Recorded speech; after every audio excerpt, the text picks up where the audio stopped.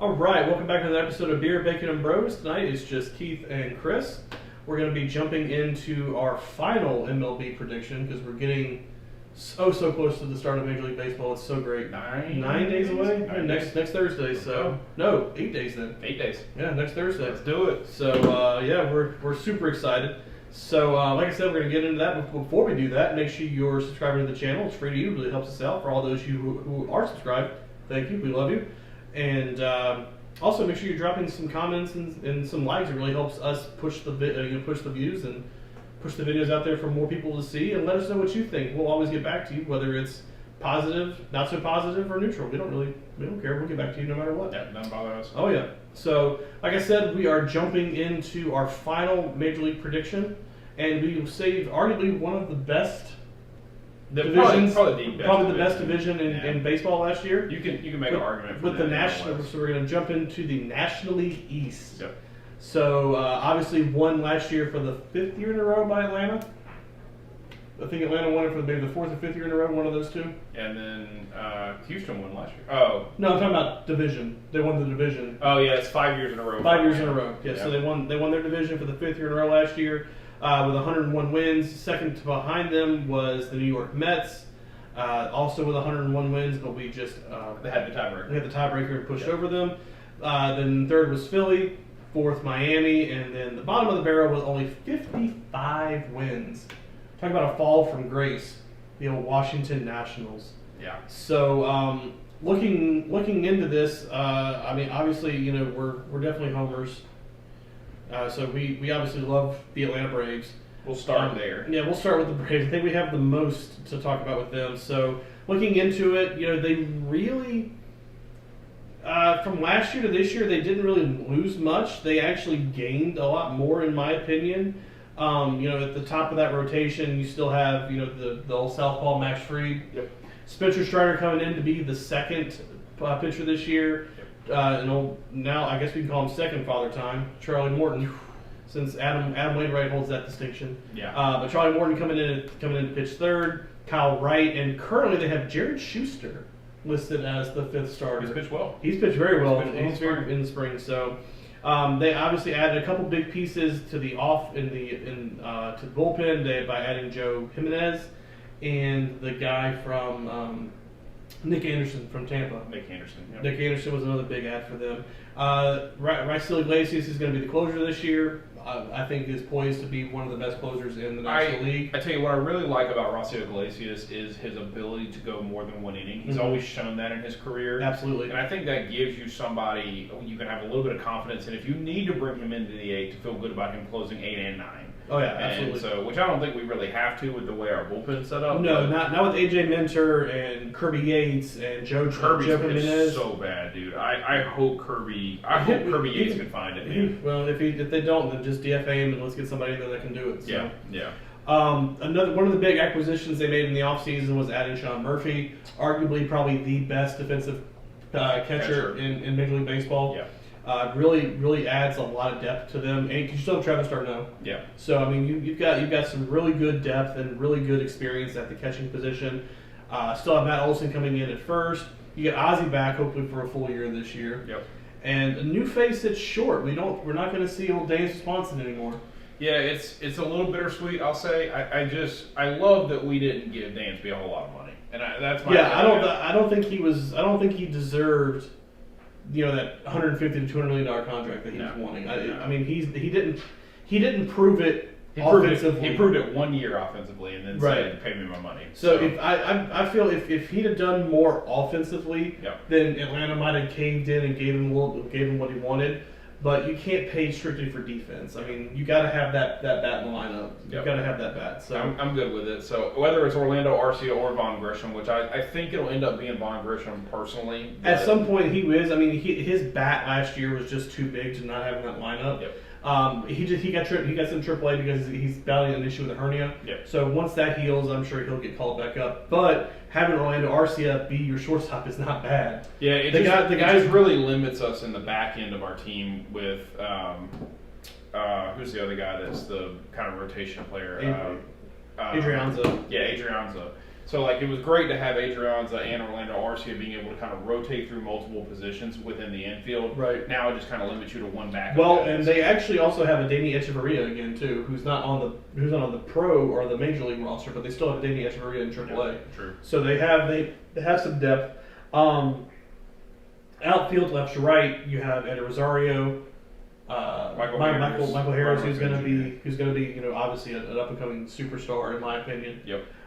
And Ron Acuna Jr., who we all know is probably going to win MVP here in the next three years or so. I hope so. I hope he can have a nice, healthy comeback year, 40-40 guy. I mean, he looked really good for Venezuela in the World Baseball Classic. He was jacking some bombs Yeah. for Venezuela, dude. Yeah, so I'm excited to have him back on the team and excited to see if he can be 100% this year back to the Ronald Acuna Jr. before. I also do like, though, in a sense of if you had to, with the acquisition of Kevin Pillar. He's played really well this Kevin spring. Pillar's been really, really good. I have been slamming my hand on the table about this guy. I think he replaces Eddie Rosario and left.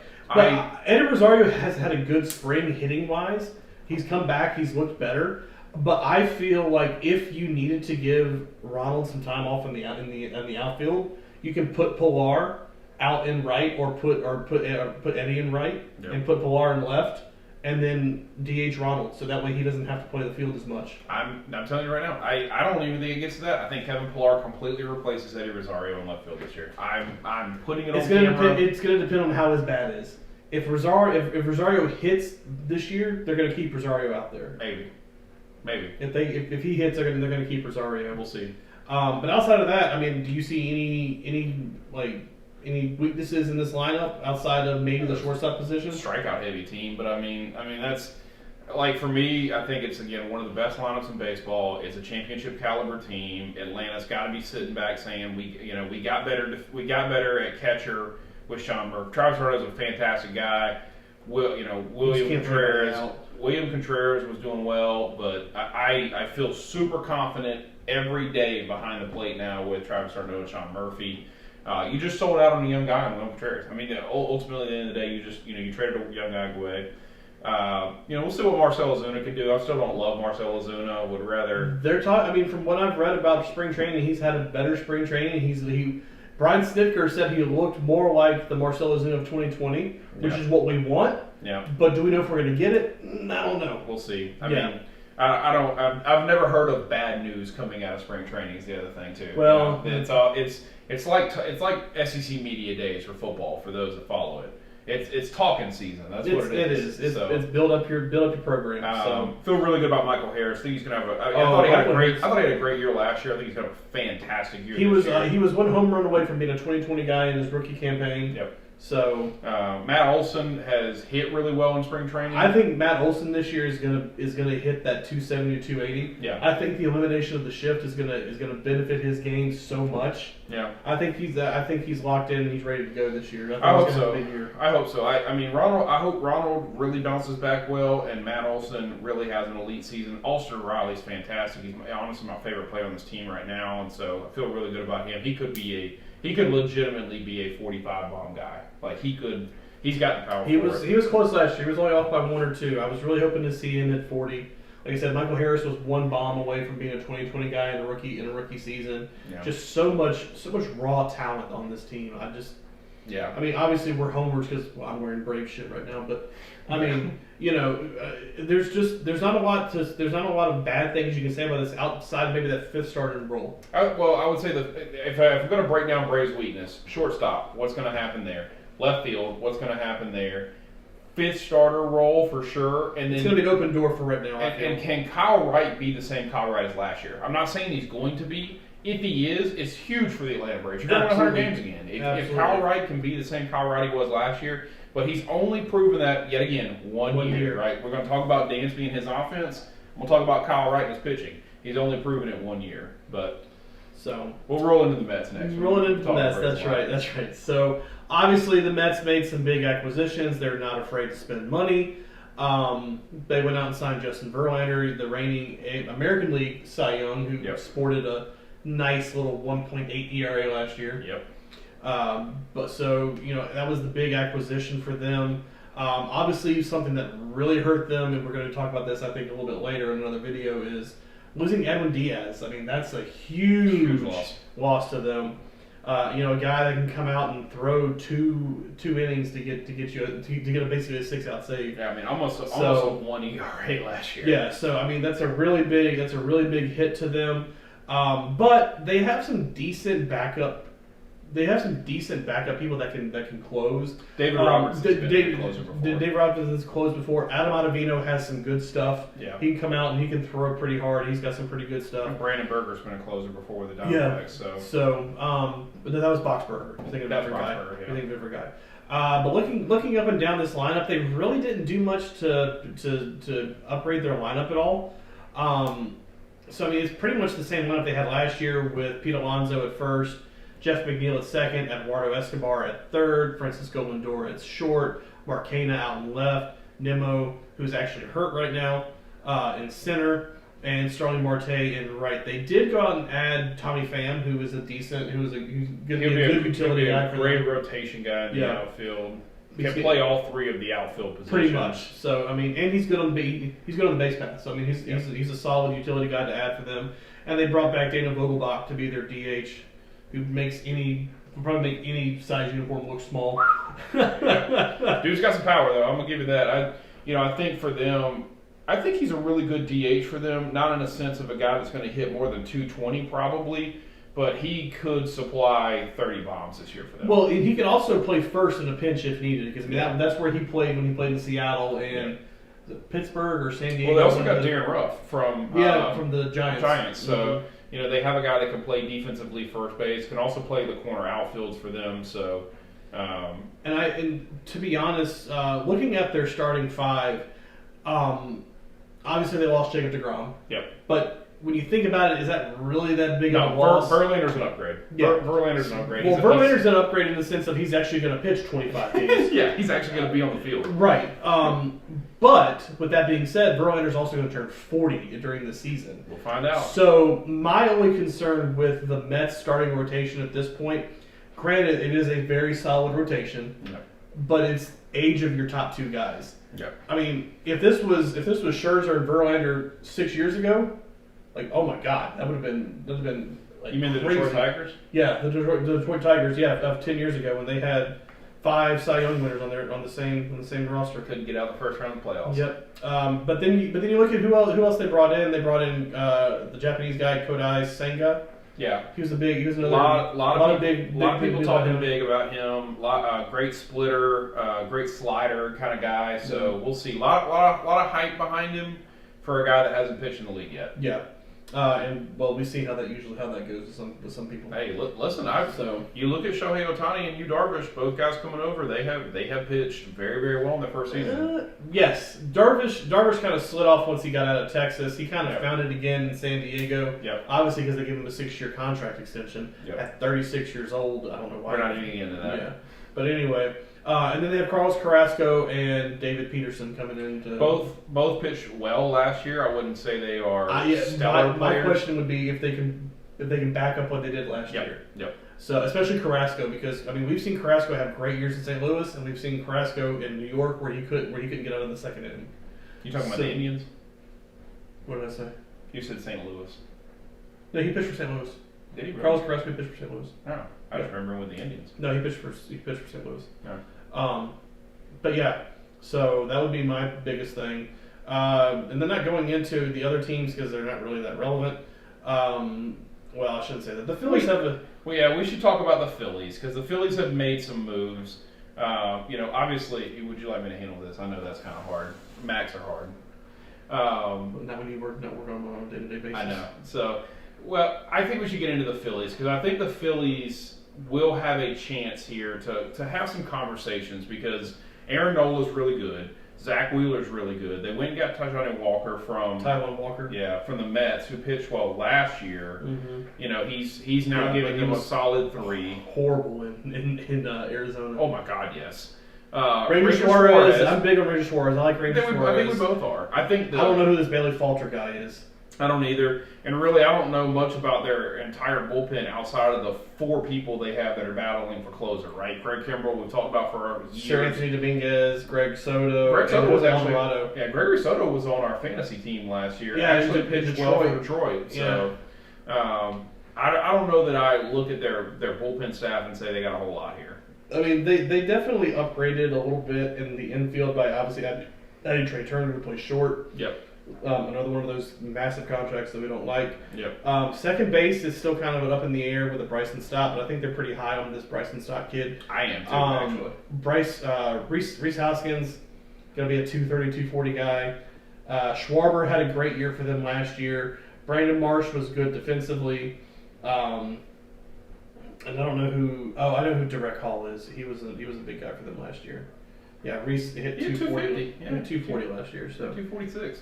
You know, he's probably going to be in that same range, that 230 to 235 to 245 range.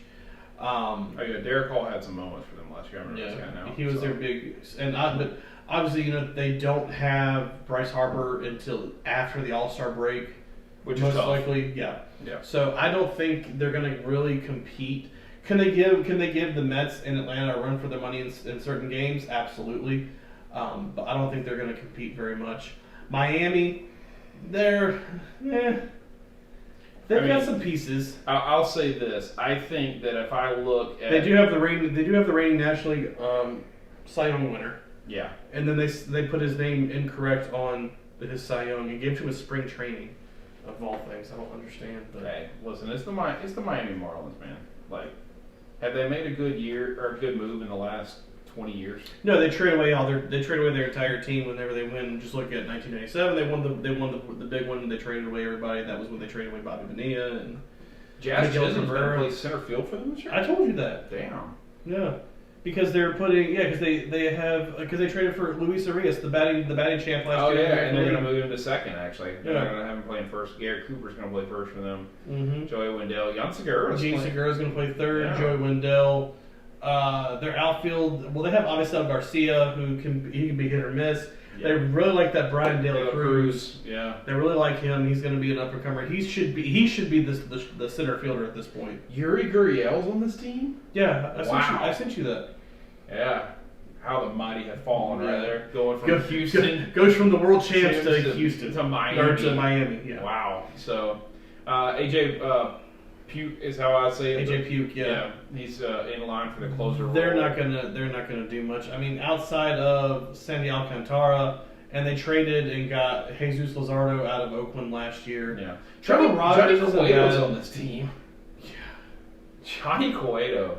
I don't know what the DD means. Day to day. Okay. So Yeah, so I mean, Johnny Cueto's out there, but Johnny Cueto's not the same Johnny Cueto who was in Cincinnati. he had a 3.35 last year. Yeah, we had him for a couple games last year. Yeah, he pitched for the White Sox last year with a 3.35. I mean, that should have been some winning games there with a 3.35. Oh, Johnny Cueto, 37 years old. So It's about how the mighty have fallen. So, yeah, and then obviously the worst team in the division, without a doubt, the old Montreal Expos.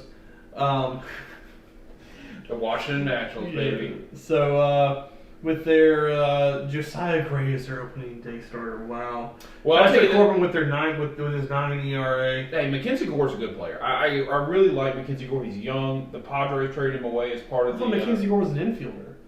No, he's just. I didn't know he was a pitcher. I thought he was an infielder. Yeah, he was a starting pitcher for the Padres last year. He's part of the No, trade. no, I know he's part of the trade, but I thought he was an infielder. 24-year-old kid here, so I like his upcoming. Trevor Williams, we've seen some decent innings. Chad Kuhl had a couple Yeah, decent they're games. just former Pittsburgh Pirates there. Kyle Finnegan's the clear starter. Carl Edwards Jr. is in the Closer. bullpen. Closer. Sean Doolittle and Carl Edwards Jr. in the bullpen. They do have Keibert Ruiz that's catcher, who's supposed to be one of the better younger catchers. Michael Chavez is on this team. Javier Candelario's out there. They have Matt Adams back. You saw that. Michael Chavis is on this team. Yeah. Matt Adams is their third. They do have Joey Meneses. That kid's gonna go far. Yeah, the C.J. Abrams kid, everybody's pretty high on. He's a big prospect. He was part of the trade for Juan Soto as well. 22-year-old shortstop. Didn't hit real well last year, but They're not going to hit real well again this year either. This Joey Manassas. Yeah, I like him. Kid's got some raw power. He had 13 bombs and hit 324 last I year. would say kid. He's 30 years old. Oh, I thought he was a younger guy. Yeah, he's 30. But the dude crushed some pitches last year. Yeah, it's 1 year. His first year in the league, he batted 324 with 13 homers. Sounds like Adonis Garcia that played for Atlanta. Yeah, 29 years old. Came in 30 years old. All right, so let's break it down here. 1 to 5, first to last. I'm going to go the exact same that's in there. I'm going to go Atlanta first. I think Atlanta wins between 100 and 105 games. I think New York comes in second because they just have a better team than Philly, especially with Philly not having Bryce Harper for at least half the season.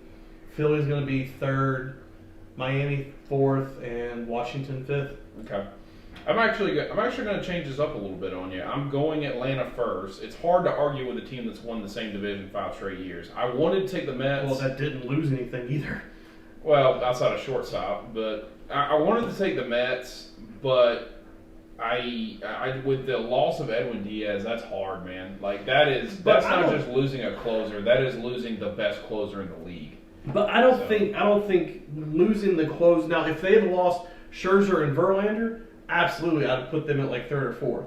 But you still have a solid starting rotation. Yeah. In my opinion, is better than the rotation for Philly. But I think the hitting is better in New York, especially without a Bryce Harper in that. I'm talking 1 and 2. I'm not talking 2 and 3. I'm talking the Mets over the Braves. Oh, I thought you were talking about the Mets. Or I thought you were putting. I was putting Philly above the Mets. It's like, damn, dude. Without Edwin Diaz, I was going to put the Mets. With Edwin Diaz, I was going to put the Mets over the Braves. But I still wouldn't do it. They had last year, and we still took them out. Yeah, with a little bit of help and hope at the last end. So, I'm with you. I think Philly is definitely 3, just because they're just good enough to be a decent team. It'll be over 82. Yeah, they made a good run. Listen, they made a good run in the playoffs as well. But they went to the World Series. Yeah, I'm actually going to switch it up on you. I'm going to take the Nationals making a miracle return to decency. Oh, sweet Jesus. And winning 60-plus games, and the Marlins actually dropping off the table here and falling into the high 55, low 60. Unless they trade everybody away. I think Sandy Alcantara is not wearing a Marlins jersey at the end of this year. I think don't get too much for him. I think there's absolutely no way the Yankees will go after him. The Yankees will trade away the farm club again. Probably. Because the Yankees need a pitcher because they don't have 3 of their starters are gone. Yeah, so I'm with it here. I'm going Braves, Mets, Phillies, Nationals, Marlins to round out this league this year. Okay. So, all right. Hit us in the comments. Let us know who you think is going to win the NL East. And as always, we appreciate you. Like, comment, subscribe.